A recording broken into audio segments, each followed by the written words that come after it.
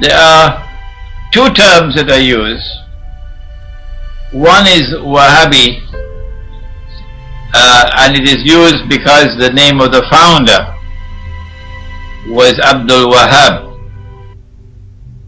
And so from Abdul Wahhab, they call Wahhabis. People who follow Abdul Wahhab are called Wahhabis.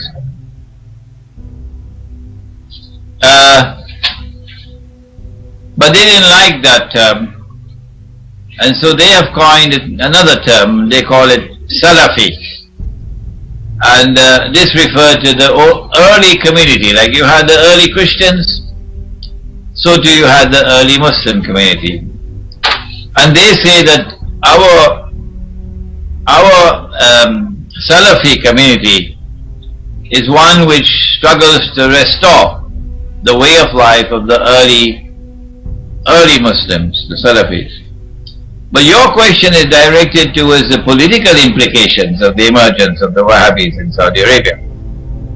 And without any question of a doubt, this was a marriage of convenience between a religious movement that was in very many respects similar to Protestantism in Europe, a religious movement which was turning away from the spiritual heart of the religious way of life and was restricting the religious way of life to the following literal interpretation of only texts. Religion is founded on texts, T-E-X-T-S, and these texts must be understood literally unless interpreted otherwise by the Prophet himself and by his companions. It led to a kind of blindness, and as a consequence, this marriage of convenience between the religious movement and the political movement led by the Saudi family eventually made an alliance with Britain in the first Arab Spring, when Britain was looking for pro-Western governments to rule over the Arab world. And they successfully installed in Arabia a pro-Western regime called Saudi Arabia. This was the first major sign of a blindness, a religious blindness in the Wahhabi movement of the Salafis, that they could not stand up and offer a masculine challenge to this betrayal of the Prophet and betrayal of Islam in a Saudi Arabia which has become an ally of the modern West, and as a consequence an ally of the Zionists. That Wahhabi blindness has continued to this day, because Saudi Arabia has come out from behind the curtains, and Saudi Arabia has now become a strategic ally of the state of Israel, and so too the state of Qatar. And as yet we do not have, there are voices of dissent in Saudi Arabia, definitely. And there are many, many Saudis who are now listening to me. Yes. But the Saudi religious establishment continues to display a pathetic blindness and an incapacity to recognize the betrayal and to stand up and to denounce it and to struggle to liberate Arabia from the hands of those who have taken it into the bosom of Zionism. This is my political assessment of the Wahhabi movement.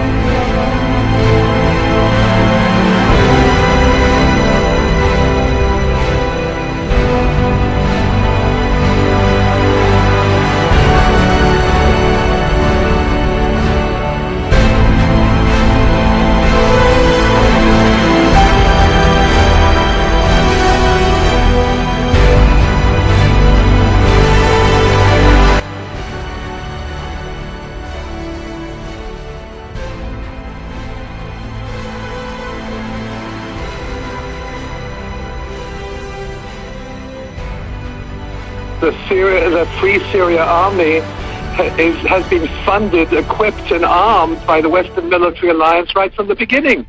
So this is nothing new. These are mercenaries. They're paid mercenaries. They're supported by NATO. They're supported by special forces on the ground. And to say that we're now going to pay them is actually stating what we've been doing for the last year, since the outset of the insurgency in March of 2011. We also have a history of kind of moving in and out of Pakistan. I mean, let's remember here, the people we are fighting today, we funded 20 years ago. And we did it because we were locked in this struggle with the Soviet Union. They invaded Afghanistan, and we did not want to see them control Central Asia, and we went to work. And it was President Reagan, in partnership with the Congress, led by Democrats, who said, you know what, sounds like a pretty good idea. Let's deal with the ISI and the Pakistani military, and let's go recruit these mujahideen, and let's get some to come from Saudi Arabia and other places, importing their Wahhabi brand of Islam so that we can go beat the Soviet Union. And guess what? They retreated. They lost billions of dollars, and it led to the collapse of the Soviet Union. So there's a very strong argument, which is, wasn't a bad investment to end the Soviet Union, but let's be careful what we sow because we will harvest. So we then left Pakistan. We said, okay, fine. You deal with the stingers that we've left all over your country. You deal with the mines that are along the border. And by the way, we don't want to have anything to do with you. In fact, we're sanctioning you. So we stopped dealing with the Pakistani military and with ISI, and we now are making up for a lot of lost time. We had this brilliant idea that we were going to come to Pakistan and create a force of mujahideen, equip them with Stinger missiles and everything else to go after the Soviets inside Afghanistan. And we were successful. The Soviets left Afghanistan, and then we said, great, goodbye, leaving these trained people who were fanatical in Afghanistan and Pakistan, leaving them well armed, creating a mess, frankly, that at the time we didn't really recognize. We were just so happy to see the Soviet Union fall, and we thought, okay, fine, we're okay now. Everything's going to be so much better.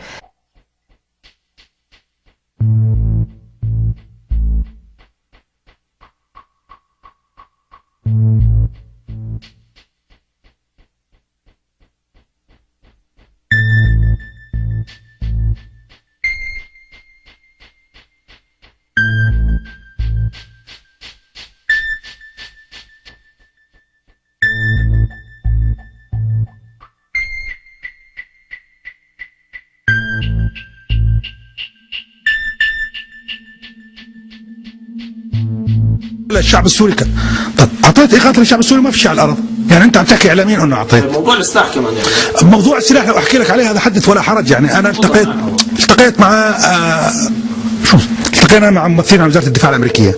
التقينا مع ممثلين عن وزاره الدفاع البريطانيه. التقينا مع ممثلين يدعون بانهم اصدقاء للشعب السوري للاسف الشديد، وهن اللي يعني اجبرونا على اعاده هيكله المجلس الوطني.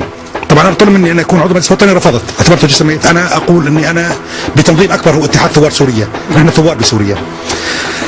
المؤتمرات هذه ومن ثم بتشكيل الجبهات وبتشكيل الائتلاف. بتشكيل الجبهات قالوا اخي شكلوا الجبهات ووحدوا صفوفكم والطيارات موجوده في السماء، بمجرد التوقيع وبتحلفوا يمين حاليا الطيارات راح تنزل وراح يصلكم السلاح. يمين على شو؟ يمين على اساس انه هذا السلاح احنا راح نستعمله لاسقاط النظام. هذا كان الفكرة. فراح تنزل الطيارات. رجعوا إعادة هذا بتشكيل الجبهات. لما صار الائتلاف نفس الكلام، خدعنا نحن والائتلاف. يعني الشيخ أحمد معاذ الخطيب رجل فاضل ومعروف في نزاهته، أنا أعتقد أنه هذا الرجل خدع مثل ما خدعنا. بتشكيل الائتلاف أنه أخي راح نعطيكم الطيارات موجودة في سماء تركيا، الطيارات موجودة على الحدود، البواخر جاية، البوارج. أنا أتحدى حاليا الذين يدعون بأنهم أصدقاء سوريا، وأنا على يقين وأعرف المستودعات التي خزن فيها السلاح في أنطاكيا، في مستودعات فيها سلاح، أتحداهم أن يفرجوا عن هذا السلاح. أتحداهم تحدي، وأستعد أن أذكر الأسماء. اللي تواصلوا مع الحكومة التركية، مع الحكومة القطرية، مع الحكومة السعودية. يعني أنا في عندي أشياء كنت عم بحكي لهم للشباب أنه راح أكتب مذكرات عن الخداع العالمي للثورة السورية، ادعاء أصدقاء للثورة السورية، دعيني لأكثر من مؤتمر. يعني بالنهاية راح نعطيكم سلاح أن تتقاتلوا مع الجبهات الإسلامية. هذا الكلام قيل لنا في أحد المؤتمرات وانسحبت من هذا المؤتمر. نعطيكم سلاح تتقاتلوا أنتم بجيش حر، تتقاتلون مع الجبهات الإسلامية.